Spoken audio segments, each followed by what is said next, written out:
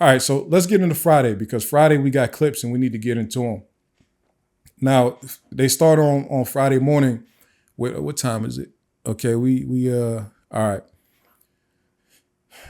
Argument starts about this phone call that Sledge made to his girlfriend where he's saying like, man, I knew it was Lil D that told because he told them that we did this and that. And they argued about that. Max Shard is like, Judge, tell the state to stop playing with me. They better not play nothing what he talking about with Shannon Stillwell's name in it. They need to take it out, and I'm not playing. They going me into a mistrial. It's gonna be a mistrial. I'm not playing. They need to take it out. Shard kind of pumped his chest up on that one. I'm not gonna lie. He said, I don't even know why we listening to it. He pretty much didn't even want to hear it. He like, just take it out. It shouldn't be there. He definitely shouldn't say my client's name, but none of it should even be there. Like, y'all got Zachary on the witness list. Call him to testify about that. Do not have Sledge on this recording say anything about what Lil D said about Shannon. Don't do it. Sharp was not playing. And he said, this is where the interesting part. People heard it, but they didn't realize what was said. Max Shard said, this is a mistrial waiting to happen. And the judge said, particularly, right?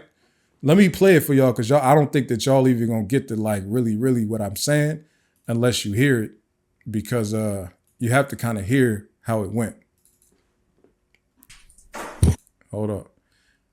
I recorded a little bit too much, but it's okay. Let me see, which one is this? Which one is that? Which one is that? Okay, here we go. Can y'all see that? Let's tap in. Our transcript is of the quality. Okay, but y'all can retranscribe little snippets. Somebody who knows what the content is, like what is being talked about. It's not, it's not that hard to do. We have not a formal transcript. We have what is being talked about in timestamp form that we can give to the court. Okay, so is it your understanding that they're talking about the murder scene or they're talking about the condo right there, what we just heard? They were talking about the condo when he said that they met up at old boy's house. Which one? All right, if we don't even know what's being said, then we do know what's mistrial being waiting to said, happen. Your Honor. It is not. This is a mistrial waiting to happen. Your Honor, if I may. Go ahead. Did y'all hear the judge? Yo, so Shard said it twice. Shard said it the first time. The judge like, what? Hold on. All right, if we don't even know what's being said, then we do know what's Mistrial being waiting to said, happen. Your Honor. It is not. This is a mistrial waiting to happen. Your Honor, if I may. Particularly. You couldn't even, like, that's why Your I Honor, paused it is like not. that. This is a mistrial waiting to happen. Your Honor, if I may. Go ahead. Judge. That froze love right there. Because she's like, oh boy. And my girl Hilton is always looking over at Love like, girl, you better stop playing with this lady because she smoke us all. Hold on. We got to play it again so y'all can hear what particularly. I don't know why that was the response, but that's what she said. If I may. Go ahead. What's being said, then we do know what's Mistrial being waiting to said, happen. Your Honor. It is not. This is a mistrial waiting to happen. Your Honor, if I may. Go ahead. That's a threat. But I'm not rocking with them threats until I start seeing some action. I'm not gonna lie to y'all, man. I'm really not gonna lie. Whitaker has let this, like, the state has violated Whitaker in the last month and a day almost as many times as they violated Glanville in 6 months. No bull. This lady has like let so much go already. The state has not had to change anything because they are with another judge that's allowing everything. You understand? So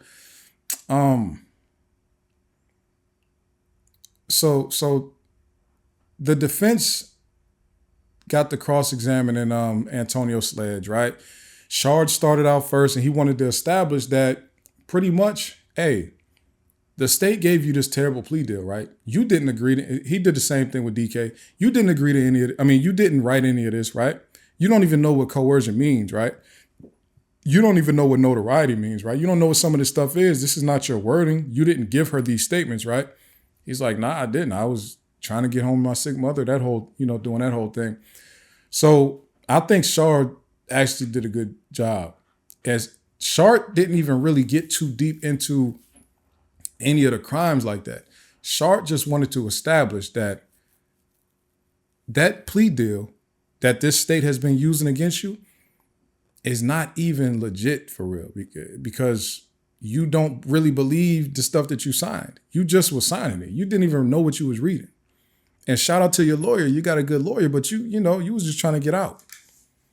Also, he brought up the fact that when you signed that deal, a lot of the defendants in this case didn't even have public defenders. The state, that the Fulton County didn't even have any public defenders available to give them. So you knew that you couldn't afford to pay your attorney, Mr. Wright, until trial. So if you did not take that, you would have had to get a public defender, and you would have been sitting in jail until a public defender was available for you. And you wouldn't even have been part of this trial right here. You would have got your trial whenever this was done.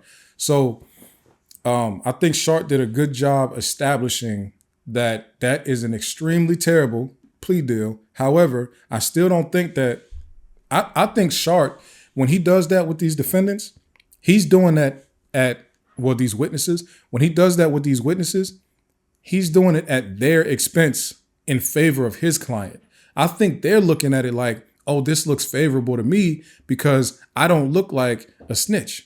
I look like I was pressured or tricked into signing something that I didn't really agree with. They're not realizing that signing things that you don't agree with does not make you look good, especially when you're in a criminal case like this. It doesn't really make you look like a victim. It makes you look like you are kind of ignorant. It makes it look like, especially this dude's deal right here, it makes it look like you don't even understand the part about the deferred sentencing. So you decided to come in here and play around with your plea deal, and now your fate is, and hopefully they don't send you back to Glanville, because Glanville is the one that gave him the that plea agreement. That certified that plea agreement was right and exact. So that's about to be nasty. Now let's move on. Let's see. What did I say? No, Sharp was on that plea agreement all day, and then he started to get Sharp started to get into the beef between Shell Kell came from was the girl and Trevia Smith. I was surprised they put that lady's picture on the screen like that. I don't know why they couldn't just use her face. use her name. I didn't understand putting her face up there. That was kind of wild to me. But they did. I guess they've been saying her name anyway, but still. So, and Trevia Smith was like, was Sledge's ex, and then Shell Kell started messing with her. I guess they was messing with each other at the same time. All mess, I guess the lady is a polygamist. And so Sledge started beefing with Shell Kell on the internet, just talking trash to each other. And I guess they got to shooting it out and all type of stuff. So Shell Kell being another person that's a lot younger than Mr. Sledge. But they got to beefing about that. So now we run into a situation, right, where there are essentially 3 possible scenarios as to where this alleged beef started from, from one side versus the other side. DK, now we're going to talk about what DK said, right? DK said one thing. Woody said it was about him and Threat versus Shell Kell. And now Mounk is pretty much saying we was beefing over this girl. So it's like we still don't know where the actual beginning of this beef is. You know what I'm saying? Like, I feel like all of the things that we've heard, except for the Birdman theory, all the things that we heard are kind of legitimate. All the stuff we heard from witnesses are kind of like legitimate starts to beefs, but it's like, which one is the actual beginning of the beef? Which one is the actual beginning? You know what I'm saying? So it seemed to be a very individualized thing until Nut was killed. Then it was pretty much anybody that's on that side is on the menu. Anybody that even resemble that side is on the menu. It seemed like that's what's going on. But, or what was going on. But I can't tell because there's so many different theories from even the people that's involved. So according to Sledge is that we wasn't doing nothing based on YSL. That was a personal problem between me and that person about the girl. It didn't have nothing to do with YSL. What I was saying and doing around him had nothing to do with YSL. So Shard also asked a question. I thought that this was smart by Shard, right? Shard, he had asked a question about the bond. Like he was like, Sledge, you got your bond denied in October of 2022 because the state said that you are a danger to the community. You was a danger to the general public, right? He was like, yep, that's what they said. And then he said, but then what happened that you weren't so dangerous in December when they let you out versus October when they said you was too dangerous to be outside? And then I'm not verbatim saying the question, but it was something like that. That was like his mic drop because the state objected, of course. He couldn't answer that question. They wouldn't let him answer that question. And Shard is like, all right, I'm done. So that's Shard's thing. I'm realizing that Shard has done this a lot of times where he'll ask a question that he knows is objectable, but he just wants to say it in front of the jury so that they can hear it and they can think about it, and then he just walks off. That's Shard's signature type of thing. That's his thing. I'm not saying no other lawyer does it. I'm saying that's Shard's thing, though. I'm about to say something that I know is never getting in here, but I just need to say it. Or I'm going to ask a question that, an objectionable question. So shout out to him. Then Brian Steele comes up there. I'm going to say one thing, and shout out to all the good lawyers. Shout out to the black lawyers. Shout out to everybody. I'm supportive. I love what y'all are doing. Mr. Matthews, please don't cross-examine this man. I'm asking you. Like, and it's no big thing. It's no big thing, but it's just that a lot of times on cross-examination, Mr. Matthews, Sr., support, love. I love everything you got going on. You and your son on the team for Marquavius Hewitt. The questions that you ask on cross-examination, like, I can't deal with it, man. Take a break for a little bit until somebody actually accuses Mr. Marquavius Huey of something. Then you come up, do your thing, defend your client. But some of these questions that you get up there and ask for 3 minutes of cross-examination, it's just like, man, come on, Brody. Now, Brian Steele gets into his cross-examination and he immediately goes to what we talked about earlier, the meeting that Sledge had at the coffee shop with the prosecution. And he was pretty much trying to figure out, did you say any of the things that are contrary to things that you agreed to in the plea agreement?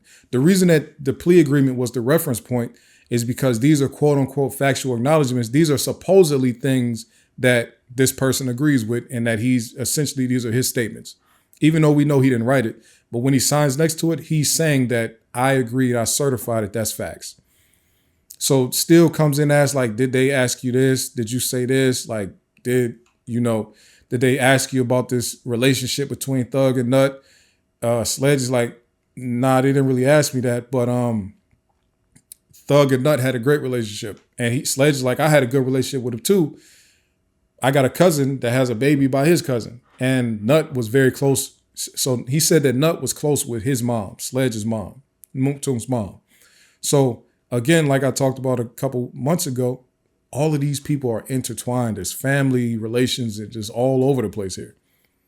OG Bentley and all type of, there's people that are related all through this beef, right? I can't even say beef in quotations. There's clearly something going on, but there's relation going on, right? So Brian Steele is essentially trying to break down that meeting to make sure there was no Brady information in that meeting because the state said nothing of substance came from that meeting except for what we have in the plea agreement, right? There's no Brady information. So then, hold up. And the state said that they never took any notes, but but Sledge said that they did take notes, but he don't know what they was writing down. Let me see. Sledge says Love told him not to tell the jury that Thug told him to take Woody to the police station the night of Nut's murder. That's major right there. And we're going to get to that argument. That argument came back up. So when Antonio Sledge said that, right, that Attorney Love told him not to tell the jury that Thug told him to take Woody to the police station the night of Nuts' murder. That prompted the state to subpoena Antonio Sledge's lawyer, Attorney Wright. They actually subpoenaed him. Essentially what they're going to do is say, you need to come testify and tell the jury that I never said that, right? And we'll get to that in a little bit. But that happened, right? So Still asked if Thug had anything to do with the Donovan Thomas murder. Sledge said no. Let's see here. So damn. All right, so I got a couple clips. Let's get to them. Right?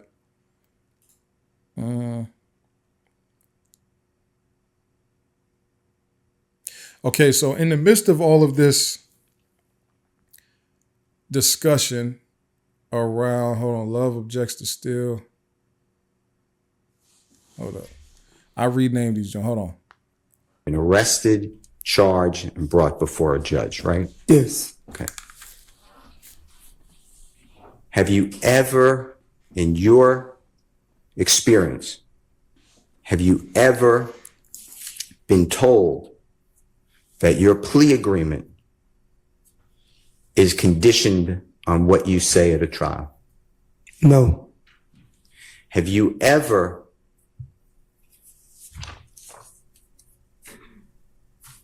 been told by a prosecutor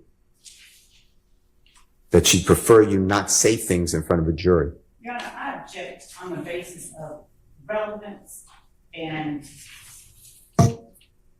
relevance. Relevance in what? I'm sorry, did you say something else? Yes, the question was, have you ever been told by a prosecutor something? So I object on the basis of relevance. I'll stop at relevance. Mr. Steele, would you like to address that? Sure. Goes to the motivation, interest, and bias of the district attorney in this case. Well, that's not at issue. It always is an issue. Telling a The witness not to bias of do this something. witness, maybe. Is that what you mean to say? It's a party opponent. No, sir, that's not how that works. Okay.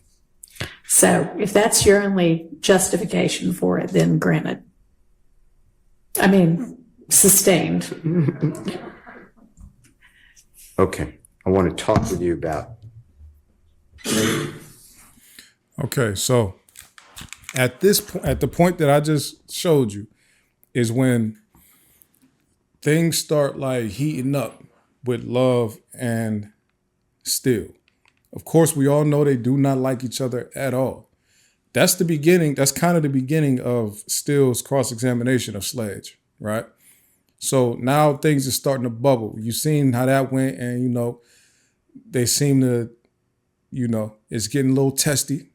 It's getting testy, right? So then now let's go to another part where things got testy from some questioning asked to Mr. Sledge, and this relates to the relationship between Rich Homie Quan, R.I.P., and Young Thug.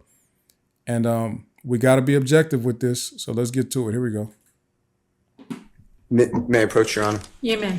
Let me just show you this to you. Mr. Sledge, may I approach you? Yes. I'm going to show you what's been admitted, Mr. Williams, or JW Exhibit 220DD. Take a peek at that. And is this a performance in Chicago, Illinois? Yes. And do you recognize those performers? Yes. Tell the jurors who they are. Birdman and Rich Homie Quan. And anybody else? Jeffrey Williams. Okay. And this is the date. Do you see the date? Yes, December 26th. And Christmas time? Yes. 2015? Yes. To your knowledge and observation, and if Your you Honor. don't have one, Yes. I do not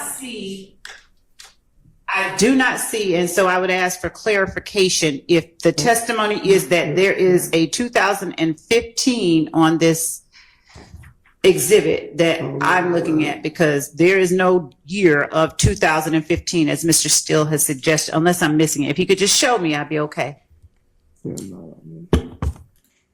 Pay attention to this.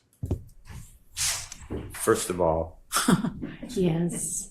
it comes from the state of Georgia when they subpoenaed Mr. Williams' Twitter account for 2014 and 15, Okay. A and B. Your Honor. If I go through all of them, you can see the dates in order. Your Honor, there is no, I mean, I think that the objection was that the date might not be, the year date might not be on this one, and I don't see it on there either, so. All right.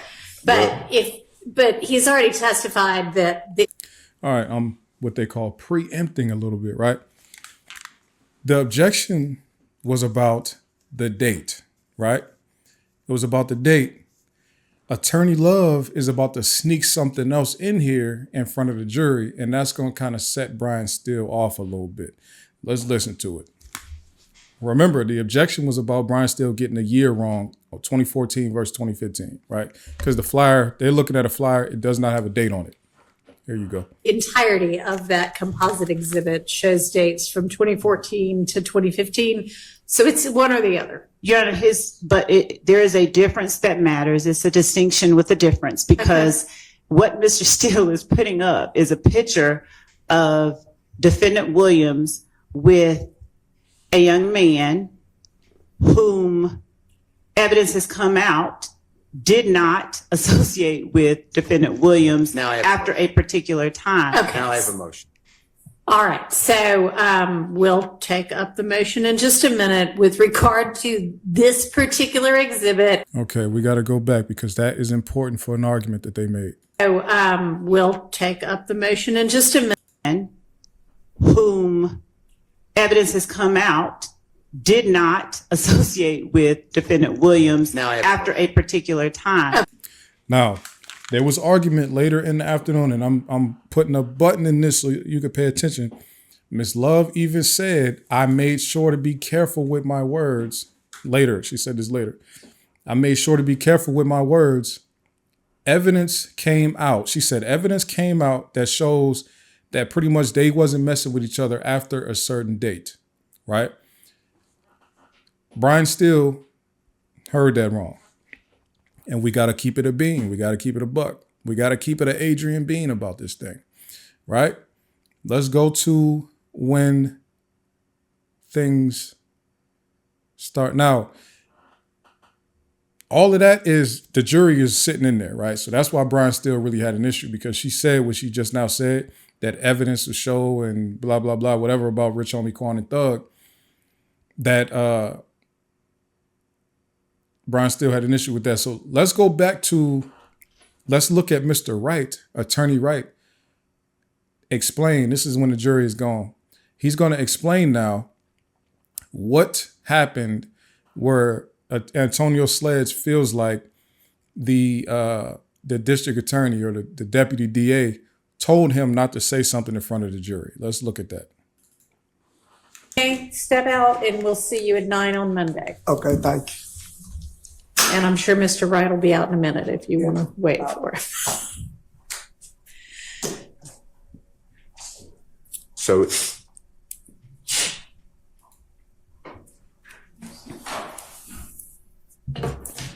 So it's not my desire to say that a prosecutor or any lawyer or anybody told someone don't say something in front of the jury. Yeah. But I cleared that with Mr. Wright, and I want the court to note that the state never put us on notice. So what they're about to talk about now is the state subpoenaed Mr. Wright, and they're about to talk about the topic of what he'll be testifying about after Mr. Sledge gets off the stand. Here you go. It's not Brady because with due diligence, I found out about it. So I'm not saying it's a violation of Brady, but it's just not the way, if believed, it's not the way that I was understand that lawyers conduct themselves. So I'm sure that I wasn't there. I'm sure that Miss Love will say whatever she says, or maybe say that didn't happen. But Or maybe it didn't happen in quite that way, but I don't know if Ms. Love wants to say anything. I just want you to know that I cleared it with Mr. Wright beforehand, and he was on the actual Zoom. So I just want you to know that I didn't just I didn't speak with Mr. Sledge without Mr. Wright, so, Okay. okay, thank you. Just a small follow-up. And of course, Mr. Wright will have the ability to say what Mr. Wright recalls, but I believe that Mr. Wright informed Mr. Steele before Mr. Steele asked that question that he has no recollection of that ever being stated by me to Mr. Sledge. But I'll let Mr. Wright speak for Mr. Wright. And I inquired, I know that I would not say that. So whatever Mr. Sledge said, Mr. Sledge said. I don't know how the question was posed. I don't, that's all right. It'll happen on redirect. We can flesh it out. But this notion about, I mean, all of that, Mr. Steele can ask whatever questions he wants to ask, and Mr. Sledge can answer however he feels he needs to. I'll handle that on redirect. Okay. Yes, sir. Sure. I'm going to go ahead and speak. I have indicated to both sides as I'm trying to say, it's kind of hard to hear Mr. Wright because he is he doesn't have a mic. But did y'all hear the chair?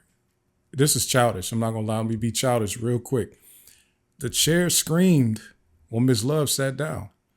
Did y'all hear? This is very childish. I'm not gonna lie, but I gotta be childish for a quick second because it stood out to me earlier when I was watching live. Like, wow, that chair really hit a high note on him. The Sledge can answer however he feels he needs to. I'll handle that on redirect. Okay. Look, Yes, sir. Listen, I'm gonna go ahead and speak. I have. My bad. I'm sorry, but He needs to. I'll handle that on redirect. Okay. Yes, sir. Sure. I'm gonna go ahead and speak. I have. All right. Indicated My to bad. both sides I as just- I'm trying to say, calling this balls and strikes and Right. staying neutral, but my client has repeated to me that that's how he heard it. I indicated to both sides that I heard her indicate that she was not going to be asking him, as in she clearly didn't like the subject matter, but I did not hear her affirmatively try to tell him not to disclose or say or secret it. So it's a slightly different interpretation of the non-lawyer and lawyer. Sure. And I think everyone knows I'm the fence through and through. I would have no problem being able to say that, oh, that's exactly what she said.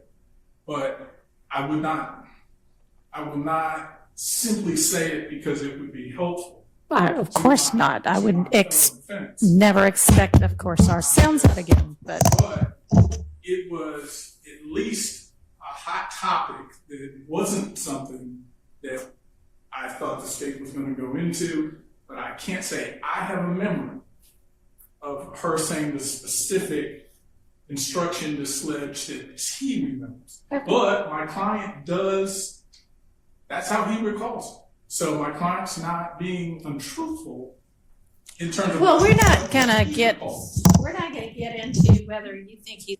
All right, so I don't know if y'all could hear him or not. That was Attorney Wright. That was Antonio Sledge's attorney, and what he said was that he said that he didn't hear Attorney Love tell. Let me see what he said. Let me see. He didn't hear Attorney Love tell Sledge not to tell the jury something. He said that he could tell that Attorney Love definitely didn't want to talk about it. He said it was a hot topic and she didn't want to get into it in front of the jury. And that was very clear from what he's saying. But he's saying that she didn't say those words like exactly. But Antonio Sledge definitely felt like that. That's how Antonio Sledge interpreted it. And that's how Antonio Sledge told it to Brian Steele when Brian Steele interviewed him. Right? So that's what Brian Steele is going off of. And that came to him directly from Antonio Sledge. So that's why he has the right to ask a question like that. And that's why now Attorney Love is just going to subpoena Mr. Wright and make him say like he never heard that before. And we will go from there. Now, that is what it is. You know, this like that was three lawyers having a conversation with a judge. So that is what it is. But now, like I said, Brian Steele and Attorney Love are back to fighting again. So let's go ahead and listen to that cat fight